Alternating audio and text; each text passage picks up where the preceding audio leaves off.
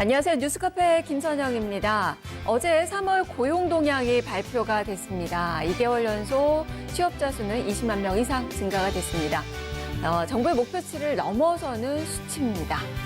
하지만 이 제조업 부분이 부진하면서 제조업 쪽에서의 취업자 수는 10개월 연속 줄어들고 있고 청년 실업률, 체감 실업률도 사상 최악을 기록을 하고 있습니다. 거기다가 우리 경제의 허리인 40대 이 취업자 상황도 좋지가 못한데요. 이를 어떻게 해석을 해봐야 될까요? 지속적인 일자리 창출이 가능할지 짚어보겠습니다. 자, 그리고 오늘은 정말 의미 있는 날입니다. 대한민국 임시정부 수립이 100주년이 되는 날입니다. 어제 문재인 대통령께서도 국무회의에서 이 역사적인 그 의미를 되새겨줬는데요. 오늘 전국 각지에서 여러 가지 기념 행사들이 펼쳐지고 있습니다. 그리고 오늘 저녁에는 이낙연 국무총리가 또 참석하는 또 기념식이 있을 예정입니다. 지금 현장 어떤지 둘러보겠습니다. 자, 오늘도 뉴스카페는 퀴즈와 함께 여러분께 드리는 선물을 준비하고 있습니다. 끝까지 채널 고정해 주시길 바랍니다. 뉴스카페 지금부터 문을 열겠습니다. 4월 11일 오전 뉴스통 주요 뉴스입니다. 문재인 대통령이 현지 시간 10일 워싱턴에 도착했습니다. 현지 시간 11일에는 2시간 동안 한미 정상회담이 열립니다. 지난달 취업자 수가 전년 대비 25만 명 증가했습니다. 고용률은 60.4%를 기록해 고용 회복 조짐이 감지됩니다. 낙태죄 처벌이 합당한지 여부에 대해 헌법재판소가 답을 내놓습니다. 재판관 6명 이상이 위헌 의견을 낼 경우 낙태죄 판단은 7년 만에 바뀝니다. 오늘 김경수 경남도지사의 항소심 2차 공판기일이 열립니다. 김 지사의 보석 여부 결정에 관심이 쏠립니다.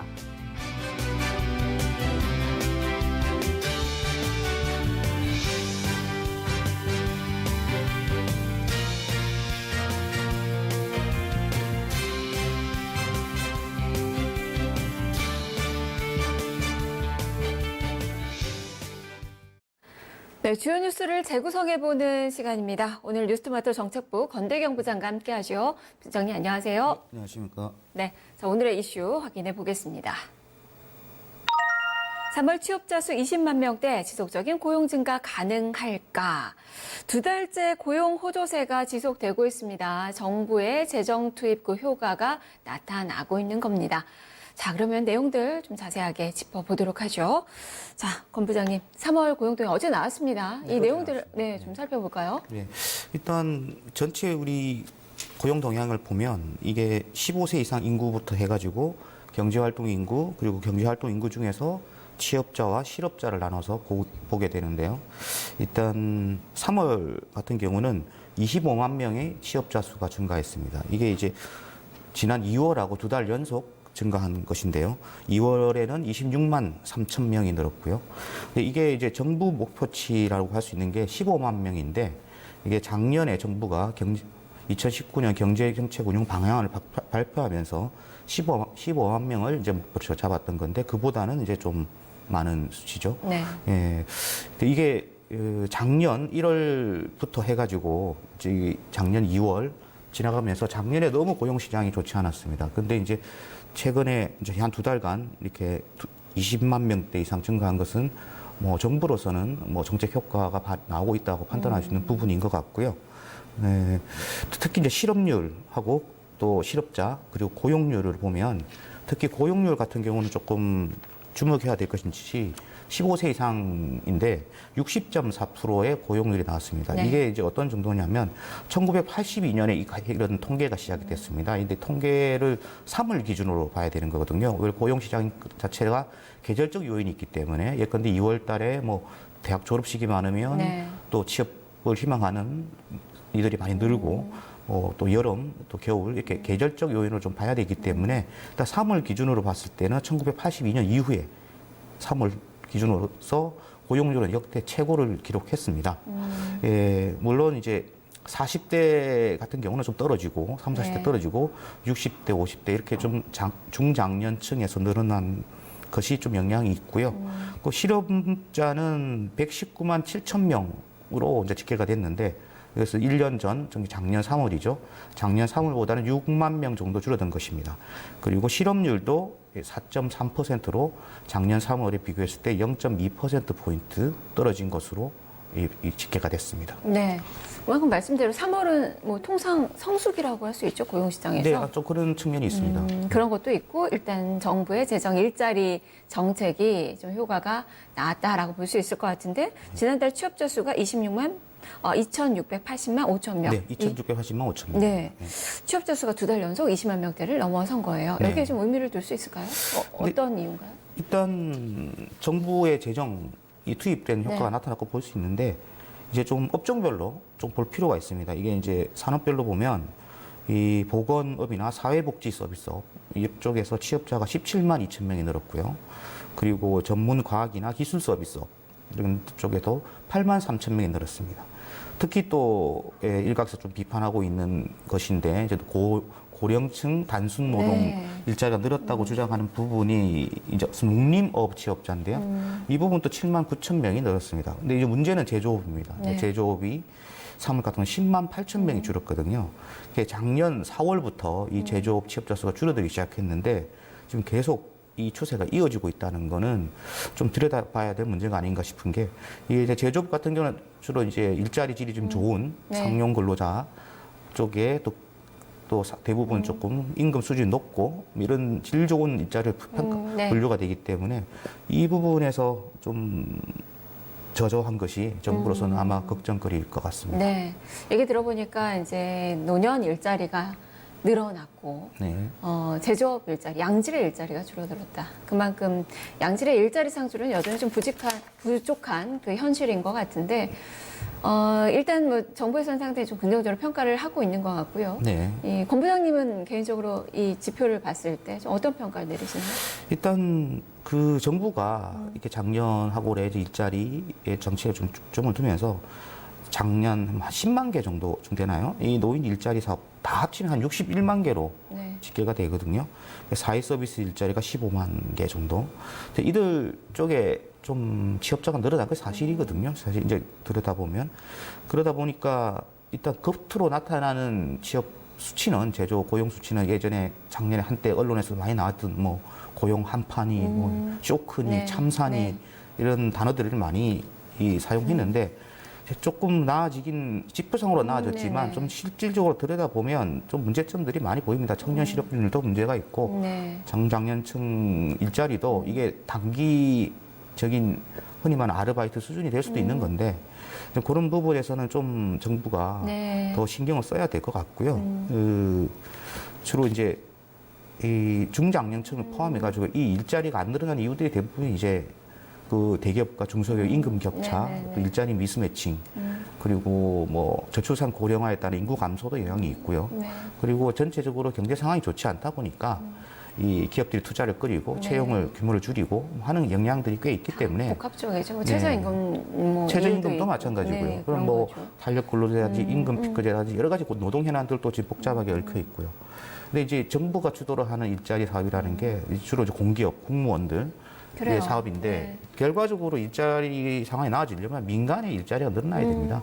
민간의 일자리가 늘지 않으면 근본적으로 이번 실적 자체도 반짝 효과에 그칠 수 있다. 이거 볼 수 있거든요. 네. 그래서 비판하는 쪽에서는 그런 부분을 많이 지적하고 있죠. 네. 하나하나 좀 짚어보죠. 그만큼 문제점이 많다는 건데 그 문제점 중에 또 하나도 취업자는 대폭 늘어났는데 보니까 실업급여 신청자가 늘었어요. 여기 보니까 이게 신청자 수도 최대 그리고 신청 금액도 최대. 이 해석은 좀 어떻게 해볼까요? 실업자 수 증가하고 사실 이제 이 실업급여 신청 내용들은 직접적으로 연관하기에는 조금 무리가 있는 게 사실입니다. 왜냐하면 실업급여라는 것이 이제 회사에서 근무를 하다가 이제 본인의 뜻이든 본인의 뜻이 아니든 뭐 일단 실업자가 되는 거지 않습니까? 그러면 이제 실업급여 수급 자격이 또 법이 규정되어 있습니다. 네. 그러다 보면 근데 어떤 지역에서 대규모 구조조정이 일어나서 뭐 본인의 뜻과 상관없이 회사를 퇴사하게 되는 경우 실업급여 신청할 수가 있는데요. 이런 것 또 이게 시기적으로 볼 수가 있는 게 개개인별로 편차가 있습니다. 왜냐하면 제가 만약에 이제 실업 회사를 그만뒀는데 뭐 비교적 경제적 여유가 좀 있어서 네. 한 몇 달 좀 쉬다가 조금 직장 알아보더니 힘드니 실업급여 신청할 수도 있거든요. 그러면 한 서너 달 지나서 할 수도 있고, 뭐 1년 지나서 할 수도 있고, 실업급여 신청은 이제 아마 그 법의 규정에 맞춰서 그 신청하는 있죠. 기간은 네. 있지만, 그 개인적인 용도로 개인적인 상황에 따라서 활용할 다르기도 수 있다. 하고, 네. 그리고 실업급여가 늘었다고 해서 또 이게 본인이 나빴다, 이것도 보기도 어려운 측면도 있습니다. 왜냐하면 적극적인 구직 활동을 하기 위한 인구가 더 늘었다고도 볼 수 있는 것이거든요. 어떻게 보면 회사를 그만두고 그냥 일을 신경 안 쓰고 가만히 있는 분들도 있어요, 사실은. 일자리 불안에 제가 네. 볼 때 이제 전직이나 이직을 이제 고민하셨던 그런 분들이 아닐까 싶기도 한데 완전하게 그렇게 볼 수는 없다. 네, 그러니까 완전하게 이게 딱 동의를 선상에 놓고 자, 실업급여 신청상 늘었으니 문제가 있다. 물론 문제가 있을 수는 있는데 이거를 이제 고용 상황과 직접 연결시키는 것은 또 여러 가지 경제 상황이나 또 이 개개인별의 상황들이 많이 다르기 때문에 네. 바로 보기에는 조금 뭘 참고할 만한 상황은 된다고 봅니다만은 네. 조금 그런 것 같습니다. 네. 전체 고용 늘었지만 또 하나 짚어볼 만한 게 이제 청년 이제 실업이죠. 네. 이게 체감 실업률은 뭐 최악의 상황이에요. 그렇죠. 체감 실현이 지금 제일 네. 문제가 되고 있는데 이게 이제 결과적으로 지금 저희 이제 대한민국 산업이 제조업 중심으로 이제 성장 과정을 거치면서 오다가 최근에 이제 뭐 4차 산업혁명이든 뭐 이런 고부가치 산업에 대한 정부의 관심이 늘고 있고 네. 실제로 어제 고용동향을 발표하는 날 대통령 대통령 직속이죠. 일자리위원회에서 여러 가지 대책을 내놓긴 했어요. 네.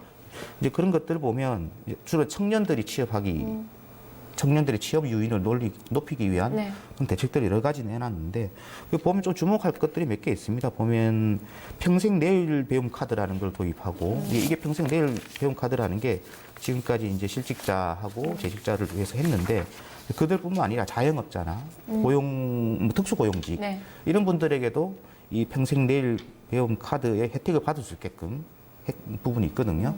이런 경우는 이제 1인당 유효기간이 5년이고 뭐 최대 한 500만 원까지 지원받을 수 있고요. 그리고 이뿐만 직업훈련도 지금까지는 보통 직업훈련이라 그러면 뭐 기계 이렇게 약간 좀 그런 공장에서 네. 현장에서 일하는 그런 직업훈련으로 생각하시는데 그런 게 아니라 신기술, 흔히 말하는 이제 IT나 뭐 그런 쪽에 뭐 하이테크 과정 그런 부분에 대한 직업 훈련도 강화하겠다. 뭐 그런 내용들도 있고요. 그래서 이런 부분들이 잘 현장에 정착이 잘 되면 네. 흔히 말하는 청년 좋아질 걸로 보시는 최악의 거예요? 체감 그렇다면 실업률도 정부도 나아질 뭐 것 같아요. 청년 그 고용률 요 대책이 좀 미흡하다고 어느 정도 좀 인정을 하고 있는 건가요? 네, 아마 그런 부분도 이제 인정을 뭐 일단 경제 고용 상황이 좋지 않으니까 네. 실질적으로 드러나는 지표가 30, 40대 많이 줄고 있고 네. 뭐 실제로 정말 허리거든요, 우리 네, 경제. 그렇죠. 근데 40대가 좀 많이 줄어들고 있고, 아울러서 본다면 이제 제조업도 앞서서 말씀해 주셨는데, 우리 산업의 이제 주력 산업의 반도체가 좀 산업이 좀 네. 부진하면서 이쪽에서 이제 많이 고용 창출이 좀 안 되는 그 측면. 근데 이제 제조업 같은 경우가 네. 한 번 일자리가 줄면 그게 회복되기가 쉽지가 않아요. 네, 점점 맞습니다. 이제 자동화로 가고 네. 이렇게 인력이 줄어드는 그 시스템으로 갖춰지기 때문인데 이것에 대한 그 뭐 대책이 그래서 이제 이런 구상이 부분들은 되나요? 아마 기본적으로 제조업 현장 같은 경우는 생산 라인을 자동화시킨다든지 하면서 인력을 감축하고 하는 부분들이 많이 있습니다. 이제 1차적인 문제가 그런 데 있는데 대신 이제 그 고부가가치 산업이라는 것이 있듯이 뭐 AI라든지 뭐 가상 VR 그리고 뭐 자율주행차 이런 부분의 산업 같은 경우는 좀 신산업으로도 크게 키울 수 있고 네. 그리고 또 다른 일자리가 또 다른 생기죠. 일자리가 네. 생길 수 있는 것이고요. 또 그런 부분의 산업 경쟁력을 강화하는 과정에서 보면 굉장히 많은 전문 인력들이 또 필요합니다. 근데 그런 전문 인력들을 잘 양성해서 또 그런 청년들이 그런 직업 훈련 교육 과정을 거치면서 네. 전문적인 인력으로 양성이 된다면 뭐 충분히 좀 나아지지 않겠나라는 네. 생각을 합니다. 근데 뭐 역시나 제조업 같은 경우도 좀 그냥 놔둬서는 문제가 될 것이 아니고 일단 우리나라 산업의 근간을 이루고 있는 게 제조업이기 때문에 이 제조업에도 생산성 강화 또 노동 생산성을 강화한다든지 여러 가지 구조적인 문제들을 좀 해소할 수 있는 방안을 정부가 네. 부작용이 좀 없게끔 필요하죠. 예, 좀 거기다 준비해 나가야 될 것이다. 현재 산업이 그대로 유지되는 한은 네. 제조업도 육성을 하되 서비스업 쪽에서의 고용 창출 방안도 많이 좀 필요하지 않을까 싶기도 합니다. 말씀해 주셨듯이 어제 이제 정부가 일자리 이 2년 정책을 2년 평가를 네. 했습니다. 네. 보니까 뭐 양적으로는 좀 미흡하지만 질적으로는 많이 개선되고 있다라는 그 평가를 내놨어요. 거기 좀 뭐예요? 동의를 하시나요? 네. 제가 이제 그 부분에 대해서 조금 주목을 해가지고 네. 자료를 조금 봤는데요. 네. 이게 이제 아마 그 부분에 대한 얘기인 것 같습니다. 이게 일자리 질이라는 게 결국에는 장기적으로 고용이 안정된 상황에서 네. 급여를 받는 상용 근로자라고 할 수 있겠죠. 그리고 이제 아르바이트라든지 뭐 건설 현장에서 일하시는 일용직, 또 임시직 이런 네. 이제 이런 부분들을 봐야 되는데 이번 이제 3월 통계 지표에서 나온 게 그렇습니다. 이 종사상 지위별이라는 항목을 보는 건데요. 상용 근로자가 42만 3천 명이 늘었습니다. 네. 이 말은 결국 흔히 말하는 정규직이라고 할 수 있는 그런 분들이 숫자가 늘어난 거죠. 그리고 이제 임시 근로자 그리고 일용 근로자를 보면 임시 근로자 같은 경우는 11만 명 정도가 줄었고요. 일용 근로자도 2만 9천 명 정도 줄었습니다.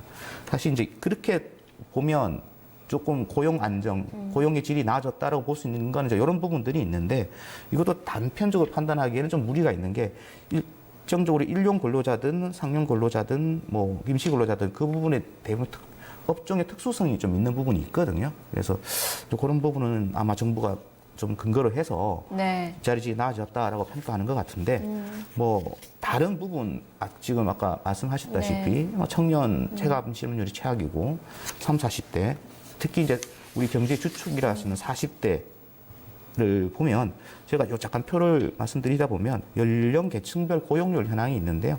3월달 기준이죠. 40세에서 49세가 78%인데 이게 0.6%포인트 떨어졌어요.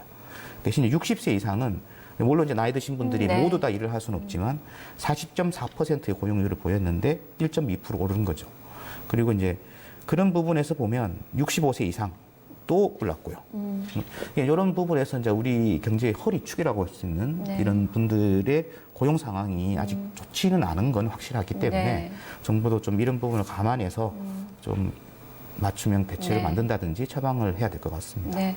추경 편성이 뭐 예상이 되고 있고요. 네. 다만 이제 그동안에 추경 편성이 됐어도 일자리 확대로 크게 이어지질 못했어요. 단기 처방이 좀 불가했고 이번에는 좀 다를까요? 일자리 확대를 좀 이어질 수 있다고 네. 보세요? 이번 이제 추경이라는 게 기본적으로 이제 정치권에서도 그렇게 이견이 없이 갈 수 있는 부분은 미세먼지 추경이라고 네. 이제 이렇게 얘기를 하기 때문에 그것 때문에 그런데 이제 추경 얘기가 나왔던 네. 거죠. 네. 실제로 이제 어제 홍남기 경제부총리가 이제 기재부 기자들과 이제 간담회를 가지면서 네. 추경 규모에 대해서 좀 언급을 했는데 뭐 7조 원 규모 안팎에서 가겠다 뭐 이런 네. 식으로 얘기를 했습니다. 근데 이게 그 중에서도 사실 뭐 어제 또 환경부 장관들이 또 이 멘트도 있었는데 이게 이제 실질적으로 미세먼지 규모 예산이라고 할 수 있는 건 한 1조 원, 2조 원 네. 안팎 이 정도 되지 않을까 싶고요. 사실 나머지는 또 이런 이제 일자리 사업이라든지 뭐 지금 현재 정부가 추진하고 있는 일자리 안정 자금이라든지 여러 가지 일자리 부분에 대한 내수 부양,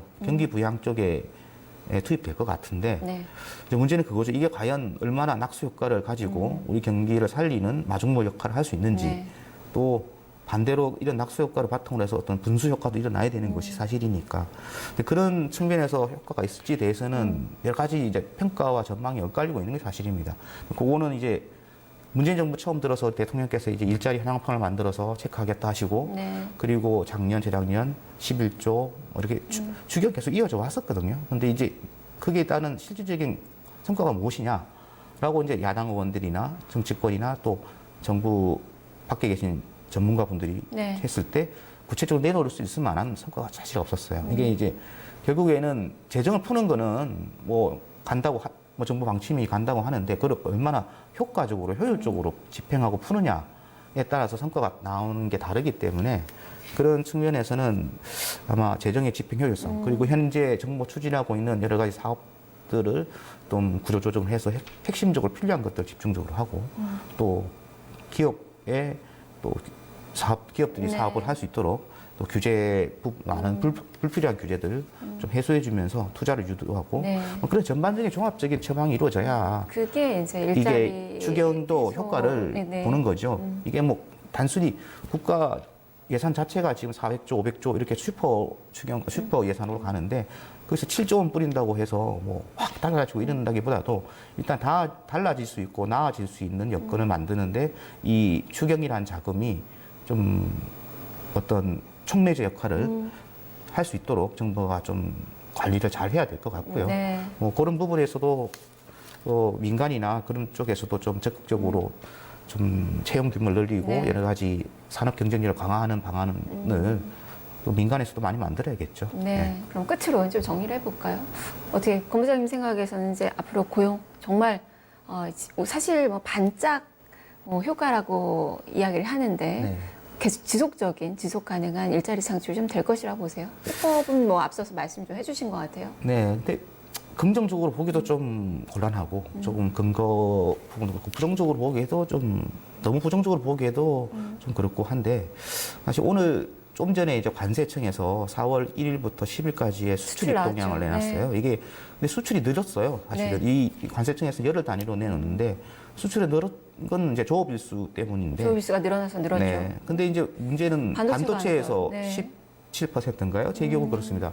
그 정도가 떨어졌거든요. 그러니까 결과적으로 제조업의 우리 수출의 주력 산업이라고 하는 네. 반도체 부분에서 이게 또 유관 파급 효과가 큰 업종이기 때문에 그런 부분에서 반도체 가격, D램이라든지 이런 부분들에 대해서 가격적인 측면에서 많은 전문가분들이 상반기에는 어려울 것이다. 하반기에 좀 나아지지 않겠나. 나아진다는 것이 어려워졌던 것이 조금 덜해진다는 수준인 것으로 전망을 하고 있고, 그리고 정부의 이제 추경이 실제로 이제 편성이 되고 집행되고, 그리고 여러 가지 좀 미중 분쟁, 오늘 또 보니까 영국의 브렉시트 같은 경우는 네. 10월로 또 연기되는 부분도 있고 하니 대외 경제의 리스크들을 잘 관리를 하면서 가야 되지. 이거 제가 지금 당장 좋아질 거다, 나빠질 거다라고 단언하기에는 좀 어려운 주제인 것 같습니다. 제가 네. 보기에는. 그래도 이제 기대감을 갖고 네. 계시죠. 네. 좀 그 기대대로 바람이 이루어졌으면 좋겠네요. 말씀 잘 들었습니다. 감사합니다. 네, 산업부 건대경 부장이었습니다. 자, 통계상의 고용 상황은 좀 나아지고 있지만 아직까지 양적으로 질적으로 좀 미흡합니다. 그만큼 단기적인 처방이 아니라 이제 장기적으로 효과가 나타날 수 있는 그런 대책들 많이 고민을 하고 또 살펴봐야 되지 않을까 싶습니다. 그런 노력이 좀 필요한 시기인 것 같네요. 지금까지 뉴스를 재구성해봤습니다.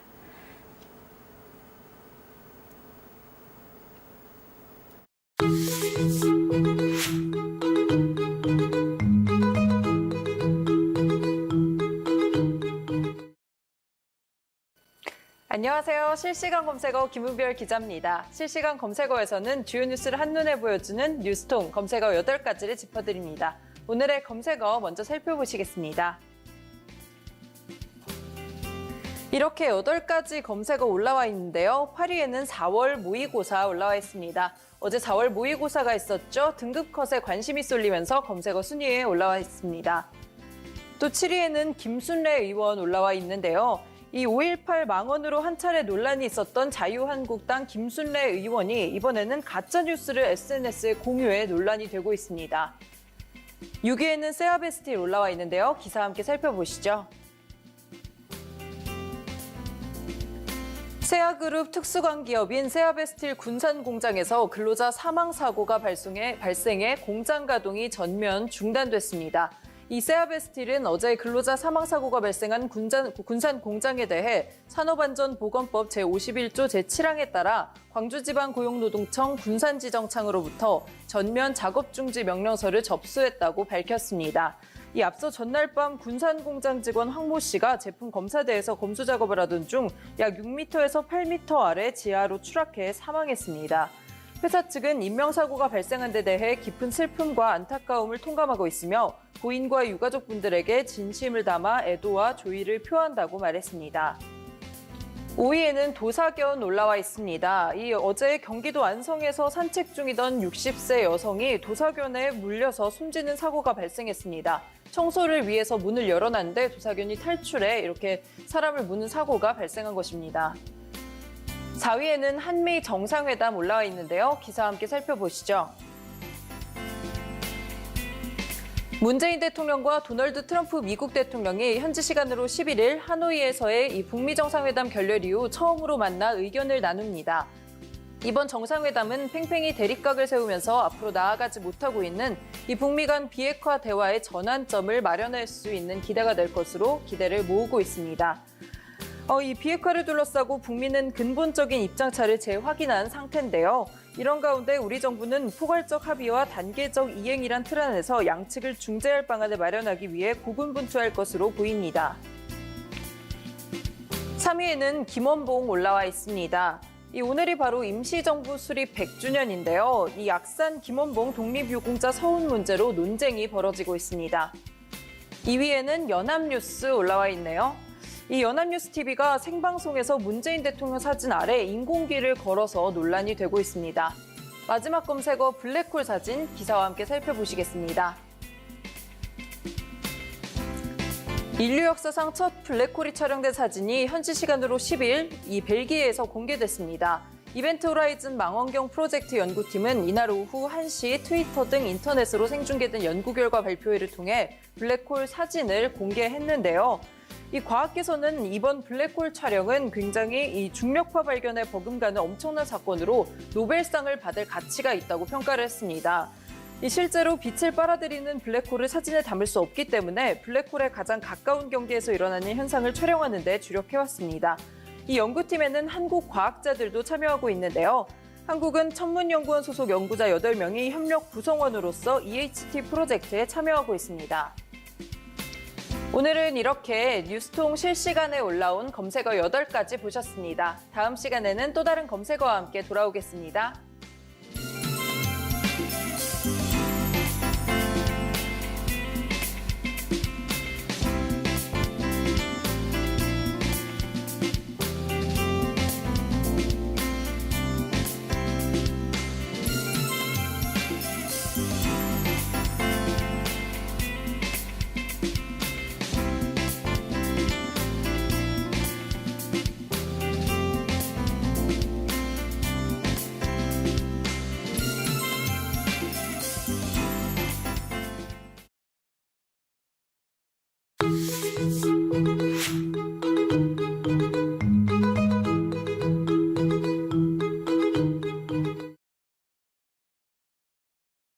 네, 뉴스통 한나인 시간입니다. 오늘은 대한민국 임시정부 수립 100주년이 되는 날입니다. 과연 대한민국은 그날을 어떻게 기억하고 어떻게 기념하고 있는지 살펴보죠.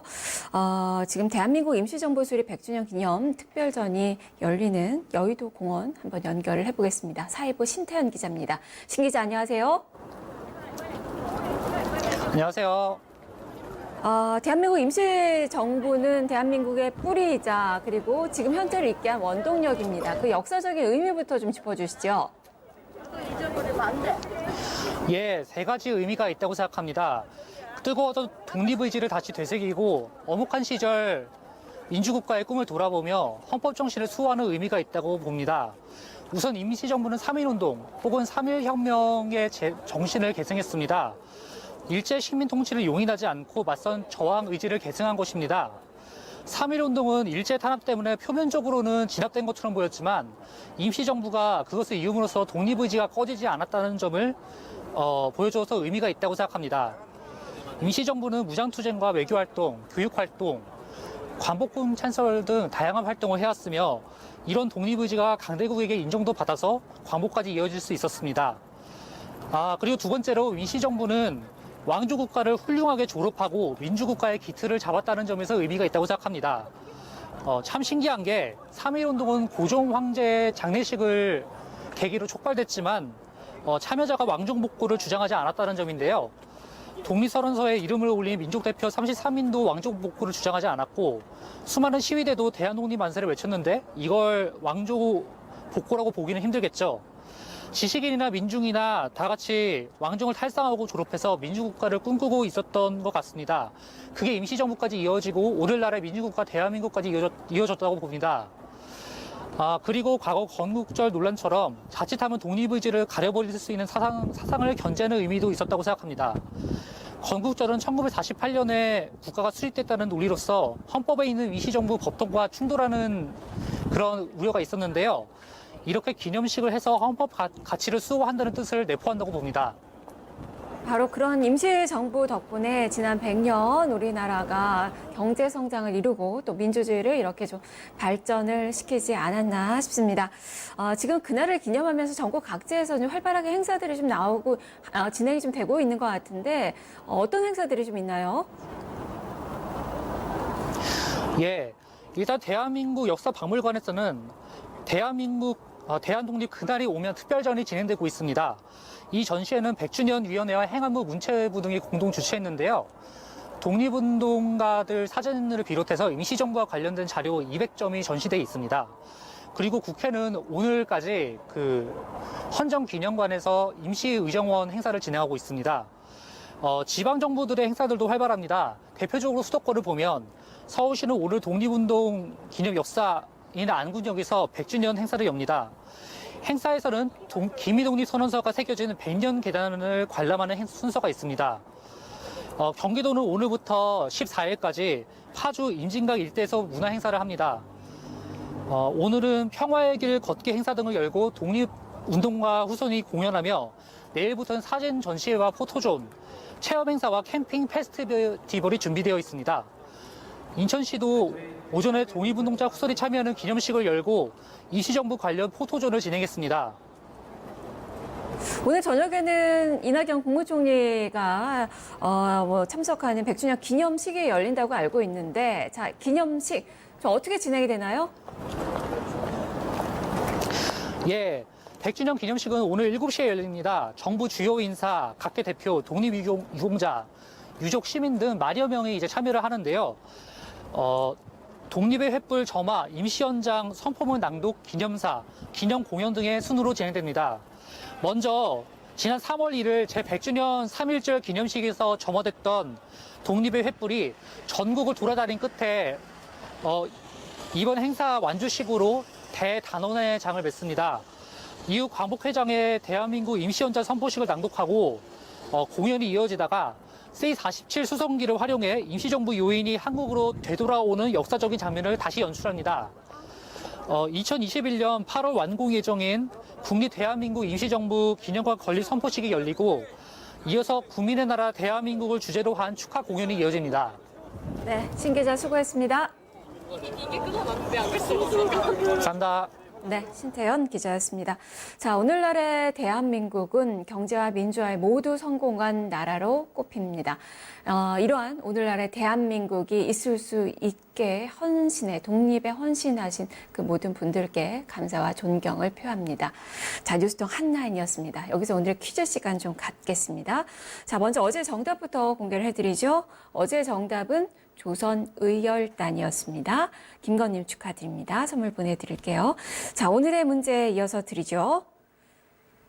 1919년 4월 11일 조국의 광복을 위해 중국 상하이에서 조직하여 선포한 독립운동의 중심 기관은 무엇일까요? 라는 문제입니다. 정답 아시는 분들은 뉴스토마토 유튜브 페이지에 오셔서 먼저 구독하시고 현재 방송되고 있는 스트리밍 화면이 있습니다. 여기에 댓글로 정답을 달아주세요. 정답을 남기실 때는 메일 주소를 함께 남겨주셔야 선물 보내드릴 수 있습니다.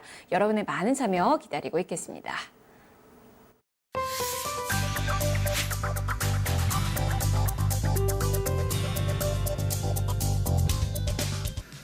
오늘의 키워드는 기경제입니다. 최근 산업 현장에서 안타까운 사망사고가 이어지고 있습니다. 피해 당사자들이 대부분 임시직 계약직이라는 사실이 새삼 조명되며 비정규직의 처우에 대한 관심도 커졌습니다. 경제가 어려워지면 노동의 유연성이 강조되곤 하는데 기경제도 그와 맞닿아 있습니다. 구의역에서 벌어진 사고로 인한 한 청년의 죽음이 잔잔한 파장을 일으키고 있습니다. 안타까운 것은 구의역 사고 이전과 이후에도 비정규직의 사망사고는 계속되고 있다는 점이죠. 이로 인해 기경제도 함께 주목받고 있습니다. 기기란 1920년대 미국 재즈 공연장 주변에서 그날 필요에 따라 연주자를 섭외해 공연하던 것을 일컫는 말입니다. 기계는 단기 또는 하룻밤 계약으로 연주한다는 뜻이 담겨 있습니다. 그러니까 기경제도 이들처럼 임시로, 계약직으로 노동력이 충원되는 경제를 의미합니다. 또 다른 한편으로는 우버나 에어비앤비처럼 모바일 플랫폼을 통해 소비자와 서비스 제공자가 만나 그때그때 간편하게 판매와 구매가 이루어지는 것도 기경제라고 부릅니다. 정부와 사용자가 보는 기경제는 좋은 말로 노동의 유연화쯤이 될 것입니다. 우리나라에서는 IMF 외환 위기를 거치면서 노동시장을 유연화한다는 명목하에 비정규직이 양산됐습니다. 글로벌 금융위기 이후에는 그 추세가 더욱 가팔라져 현재 국내에서 임시직이 차지하는 비율은 21.7%에 달합니다. 이는 경제협력개발기구 회원국 중 스페인, 폴란드, 칠레 다음으로 높은 것이죠. 우리보다 먼저 저성장 늪에서 헤맨 일본에는 프리터족이 일반화되어 있습니다. 일본에서는 잃어버린 20년을 겪는 동안 젊은이들의 고용 형태가 예전과 크게 달라졌는데 가장 큰 특징이 정규직 취업을 포기하고 아르바이트 등으로 생계를 유지하는 비율이 크게 증가했다는 점입니다. 이상 오늘의 키워드였습니다.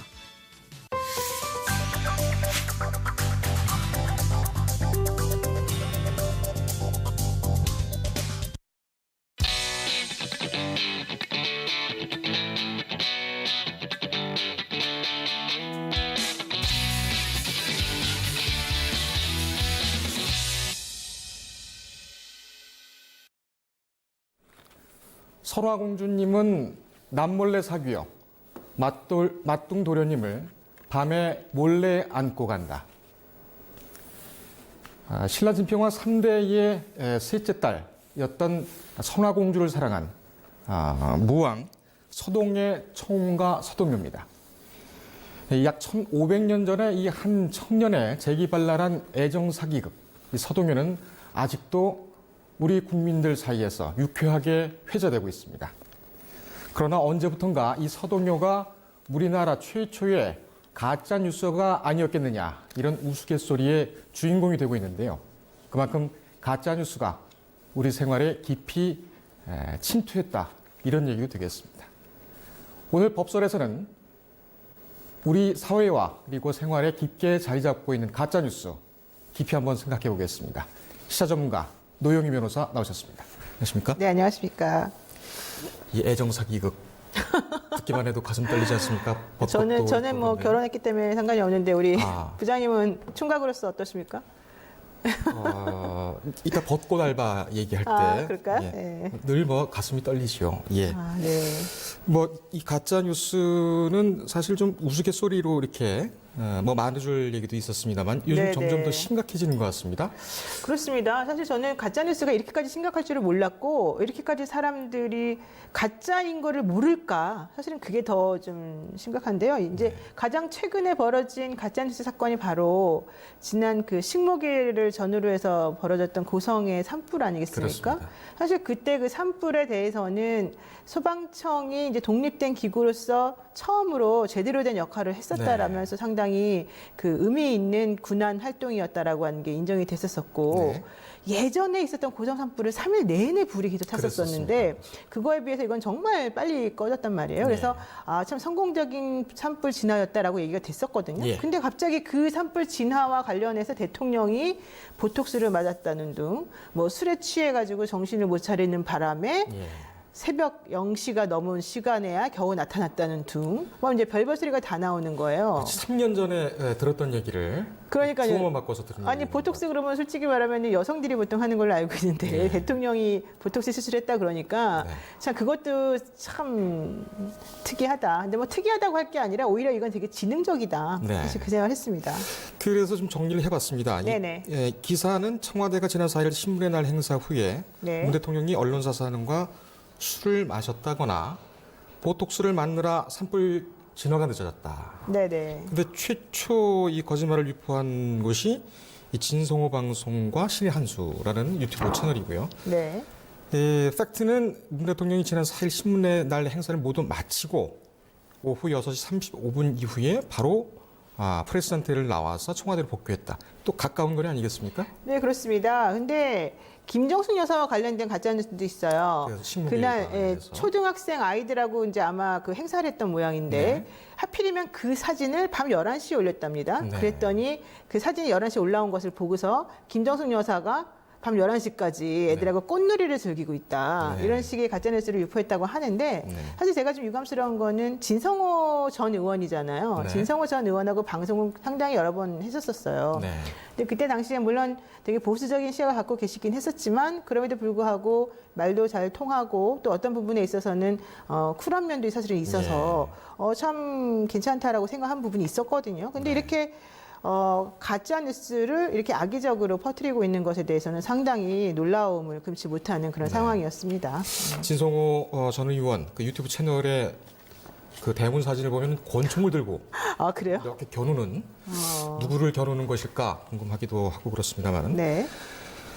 지금 그 청와대에서는 아직 고발은 하지는 않았고 저희가 취재한 바로는 더불어민주당에서 고발하는 방안을 일단 검토 중이고 또 어제 노영민 비서실장이 얘기를 했는데 엄정한 법 집행 강조와 함께 대응팀을 구성하겠다. 고발을 하겠다. 이런 내용도 또 후속적으로 또 얘기를 그러니까 했습니다. 허위 조작 정보 대응팀인데요. 이 대응팀에서 확인한 바로는 이 건과 관련해서 만들어진 가짜 뉴스가 89건이라는 거예요. 네. 너무 많지 않습니까? 그런데 저는 사실 그 중에서 가장 그 치사한 게 바로 이제 대통령 보톡스설이라고 생각을 하는데 네. 가짜뉴스라고 하는 거는 알다시피 어떤 정치적이든 뭐 경제적이든 특정한 목적을 가지고 일부러 의도해서 만들어진 거라서 예. 그 가짜뉴스를 유포한 사람은 첫 번째 이게 가짜라는 걸 압니다. 허위 정보라는 걸. 예. 그리고 두 번째로는 그러한 정보를 내가 기사의 형식으로 혹은 보도 형식으로 빌기 때문에 그걸 잘 모르는 사람들은 네. 이것이 가짜라는 걸 모를 것이라는 걸 또 알고 있는 거죠. 네. 그러니까 이제 이런 여러 가지 요건들을 충족시키는 거이면서 더 문제가 뭐냐면 가짜뉴스를 유포시키는 분들은 절대 법에 걸리지 않는 방식을 아하. 채택한다는 거죠. 네. 예컨대 뭐뭐라는 얘기가 있는데 어떻게 생각하십니까? 네. 뭐뭐라고 하는데 이게 이제 사실 가장 중요한 게 이 정보가 계속해서 확대 재생산되는 그 과정이 네. 사실은 상당히 지능적인데 예컨대 문 대통령이 보톡스를 맞고 그날 술을 마시면서 사람들하고 있느라고 술 취했기 때문에 제대로 대응을 못했다라고 합니다. 예. 라는 걸 진성호 전 의원이 방송에서 이제 그렇게 예. 제가 지금 말한 것처럼 하면은 당연히 명예훼손에 걸리겠죠. 근데 그렇게 말하지 않고 어떤 사람들의 질문에 의하면 네. 그날 대응이 늦어진 것에 대해서 대통령이 술에 취해 있었기 때문이라고 얘기하는데 네. 혹은 보톡스를 맞았기 때문이라고 얘기하는데 예. 답변해 주세요. 이런단 말이죠. 네. 그러면 이거는 의견이 섞여 들어가 있는 거기 때문에 예. 여기에 대해서는 사실은 명예훼손으로 어떻게 하기가 곤란하다는 거죠. 그래서 제가 진성호 전 의원이 한 얘기를 그대로 한번 따왔습니다. 네. 이 보면은 왜 산불이 났을 때 당장 나타나지 않았는가? 그래서 음모론이 나왔다. 네. 문 대통령이 언론사 사장들과 술을 마시고 있는 것 아니냐는 의혹. 그렇죠. 뭐뭐라는 의혹 이런 식으로. 그리고 그날 저녁 대한민국 신문사 대표 발행인과 문 대통령과 저녁을 먹지 않았을까요? 라는 의혹. 그렇죠. 그날이 신문의 날이었죠. 사실은 4월 4일 날. 그리고 술도 한잔 하지 않았을까요? 라는 의혹. 예. 아니면 아니라고 답해달라. 그렇죠. 예, 아니라고 답했습니다만 일파만파로. 이제 문제는 그런 얘기를 들은 구독자들이 사실 문제인 거예요. 네. 왜냐하면 이런 가짜뉴스가 양산되는 이유 중에 하나는 첫 번째 선정적인 보도 형태를 띠면서 사람들의 귀를 사로잡아요. 네. 그럼 사람들이 일단 먼저 그 정보를 접하게 되지 않습니까? 네. 그리고 난 다음에 사람들의 특징 중에 하나가 심리적 편향으로 보여지는 게 중에 하나가 네. 확증 편향이라는 거예요. 확증 편향. 자기가 믿고 있는 정보, 혹은 믿고 있는 가치에 부합하는 정보만 받아들인다는 네. 거죠. 그러니까 예컨대 문재인 대통령이 그날 술에 취했기 때문에 못 갔을 것이다 라고 믿고 싶은 사람들은 그와 관련된 지금 진성호 전 의원의 방송을 들으면 진짜 그런 의혹이 있구나라고 생각할 수밖에 없죠. 그런데 그것을 또다시 이번에는 그쪽 라인의 국회의원들이 예. 국회에서 공식적인 그런 그 매체를 통해서 말을 합니다. 국민의 대다수가 예를 들면 이현주 의원이 말하는 네. 거죠. 국민의 대다수가 이번에 대통령은 이러이러한 식으로 했다라고 하는데 여기에 대해서 이게 말이 됩니까? 이렇게 말해버리는 거예요. 예. 그러면 한 단계 한 단계 거치는 과정 중에서 완전하게 이거는 정말 진짜구나. 예. 국회의원까지 저렇게 말을 하는구나. 라고 믿어버릴 수밖에 없기 때문에 예. 이제 나중에 가서는 그게 가짜라는 것 자체를 알 수가 없게 되는 거죠. 말이 참 무서운 것 같습니다. 정말 그러고 무섭죠. 보면. 근데 사실 저도 방송을 하지만 네. 저도 방송할 때 이런 말 많이 해요. 뭐뭐라는 의혹이 있다고 하는데 네. 그게 제일 안전하거든요. 죄송합니다. 예, 그렇지만 저는 가짜는 말하지 않습니다. 예. 저희도 신문 만들다 보면은 그 헤드라인이라든지 이런 거 보는데 사회부 기사 같은 경우는 한 면에 제목들이 의혹 그렇죠. 이렇게 있었어요. 그렇죠. 그래서 다시 이제 고치기도 하고 그리고 그러는데. 많은 사람들이 그렇게 말한다. 그래서 네. 많은 사람이 몇 명입니까? 우리 2명은 아니잖아요. 그러게 말입니다. 많은 사람, 상당수가 그렇죠. 대체적으로 그렇죠. 굉장히 좀 애매한 내용이긴 합니다만. 그래서 그 4월 6일 날 그 방송이 있고, 지금 신의 한수 그 채널 같은 경우에는 네. 총 914개의 댓글이 달려 있는데, 네. 하나같이 다 그 의혹 제기를 사실화, 그렇죠. 기정 사실화 시켰고 이것이 또 유포가 돼서 더 큰 문제가 아닌가 이렇게 또 그리고 생각이 보면요. 영상 조회수가 지금 19만 556회 오늘 네. 기준으로 이렇게 나오는데 네. 지금 아마 이거보다 좀 더 늘었을 가능성이 있어요. 근데 제가 방송을 하다 보면은 유튜브 같은 데에서 댓글이 달리는 경우가 있는데 이제 저의 생각이나 뭐 다른 패널의 생각을 서로 맞다고 생각한 사람도 있고 아니라고 생각한 사람도 있잖아요. 네. 그 사람들이 한 줄을 딱 쓰는 거예요. 네. 뭐 저 사람 말은 가짜래. 뭐 이거는 이렇대. 이렇게 말을 쓰면 그 다음에 들어온 사람들의 댓글이 전부 다 거의 영향을 받아요. 아하. 그러다 보면 이게 다 섞여 들어가가지고 이게 진짜가 뭔지 가짜가 뭔지를 알 수가 없는 거예요. 근데 여기 보세요. 이 조회수가 19만 회가 넘었다는 거는 엄청난 거 아니겠습니까? 그러게요. 그럼 이게 이번에 이 한 건만 19만이 넘었겠지만 신의 한 수만 보고 얘기하는 게 아니잖아요. 네. 수많은 관련돼 있는 그런 유튜브나 이런 방송들이 또 이런 방식으로 퍼져나가고 있기 때문에 그렇습니다. 사실은 그게 가장 문제인 것 같아요. 예. 이 가짜 뉴스는 좀 정리를 좀 해야 될 것 같습니다. 이게 네, 제가 맞습니다. 좀 확인을 해봤는데 문헌도 좀 찾아보고요. 공부 많이 하시네요. 아주 공부하는 우리 공부하는 걸로 한번 나가볼까요? 예, 예. 가짜 뉴스 정의를 이제 그 학자마다 좀 다르게 하고 있는데 대체적으로 세 가지 요건으로 정리를 하고 있습니다. 첫 번째는 허위 사실을 이라는 사실을 알면서 허위 사실임을 알면서 그렇죠. 특정한 목적을 가지고 세 번째가 기사 형식을 차용한다. 이렇게 세 가지 요건이 있고요. 이것이 이제 그 오보하고 또 이제 소위 말한 지라시라고 하죠. 그렇죠. 그 정보지하고는 또 다르죠. 오보 같은 경우는 허위 사실임을 모르고 그렇게 보도를 하는 것이고 지라시 같은 경우에는 이 기사 형식은 또 아니에요. 그래서 그렇죠. 금방 구별이 또 가능한데 이게 보니까 뭐 한 기원전 6세기쯤에 처음 시작됐다 이런 얘기도 있습니다. 하버드대 역사학자 프로코피우스?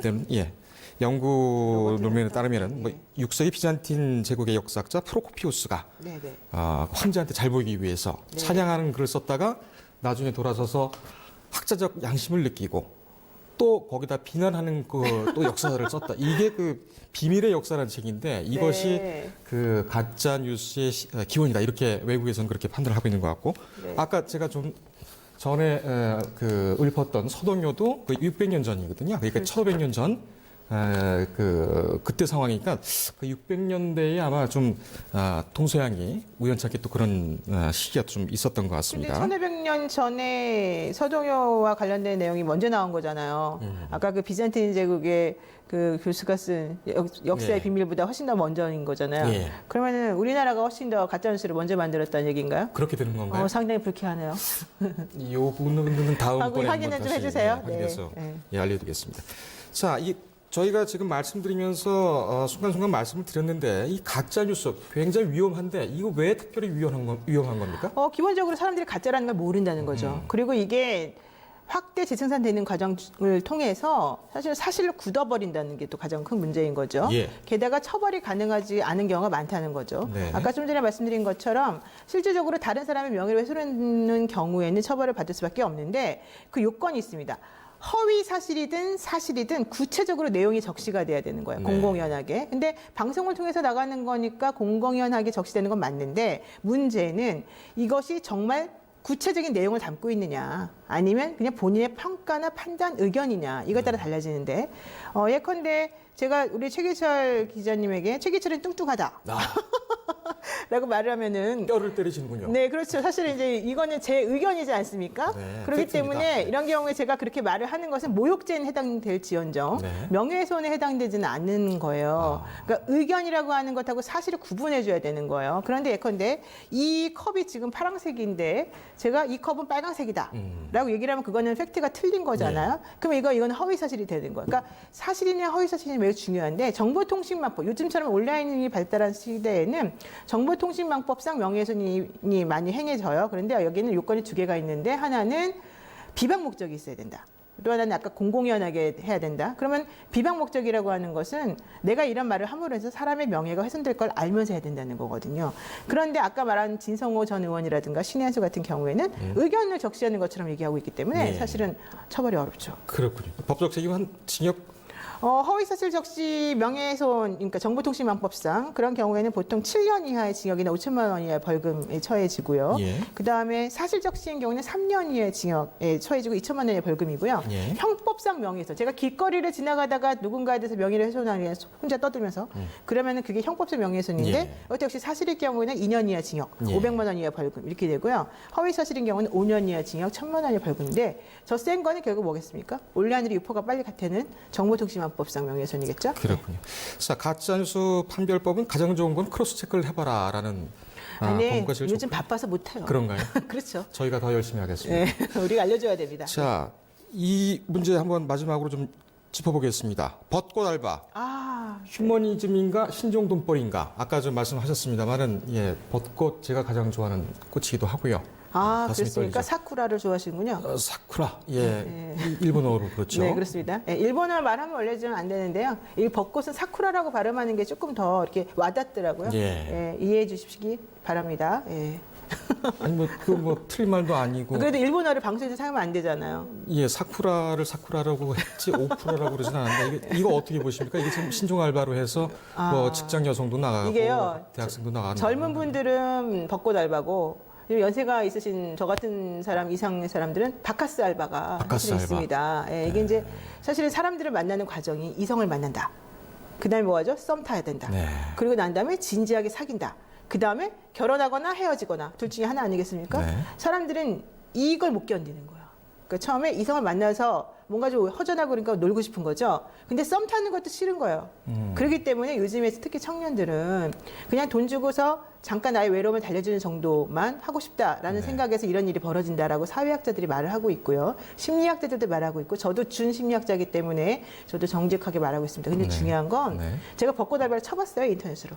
그랬더니 정말 많이 나오더라고요. 네. 그리고 시급이 10,000원이래요. 근데 벚꽃 알바의 개념이 뭐예요? 데이트잖아요. 네. 데이트하게 되면 이렇게 남녀가 손도 잡아야 되고, 이렇게 어깨동무도 해야 되고, 하다 보면 또 여러 가지 더 진한 애정 표현 하고 싶잖아요. 근데 우리는 그냥 단순히 돈 벌러 간 사람이야. 어떻게 됩니까? 위험하다는 거예요. 근데 여성이 남성을 찾기도 하고 남성이 여성을 찾기도 하기 때문에 뭐 꼭 한쪽 성만 얘기할 건 아니지만 예. 매우 위험하다. 근데 더 중요한 건 벚꽃 알바를 해서 내가 얼마를 돈 줄 테니까 나랑 놀아주세요 라고 하는 거는 괜찮아요. 법에 어긋나지가 않아요. 네. 문제는 그 이상으로 넘어갈 때 예를 들면 성폭력으로 번지거나 성매매로 이어질 때 그게 이제 그때 가서 처벌되는 거죠. 그러니까 알겠습니다. 여러분들 조심하셔야 됩니다. 예, 알겠습니다. 벚꽃 알바를 먼저 할 걸 그랬습니다. 순서를. 참 본인이 아까 얘기하신댔잖아요. 벚꽃 알바에 대한 얘기를 할 때 본인의 총각으로서의 그런 괴로움이나 이런 거를 말하겠다. 요즘 여의도 주변이 벚꽃이 많고요. 네. 안양천에도 벚꽃이 난무합니다. 자, 클로징 멘트로 대신하겠습니다. 이 가짜뉴스, 모두에도 말씀드렸습니다만 우리 사회 깊이 자리 잡으면서 그 후유증이 더 커지고 있습니다. 잘못된 사실을 전달하는 것도 그렇지만 사회적 비극, 누군가의 아픔을 자기의 목적을 취득하기 위해서 의도적으로 허위 사실을 유포한다는 이 자체는 상당히 좀 비열한 것 같습니다. 오늘 법설 여기까지입니다. 시청해주신 여러분, 감사합니다. 네, 김선영의 뉴스카페 오늘 준비된 순서 여기까지입니다. 편안한 오후 시간 되시고요. 저는 내일 다시 찾아오겠습니다. 함께해 주신 여러분 고맙습니다.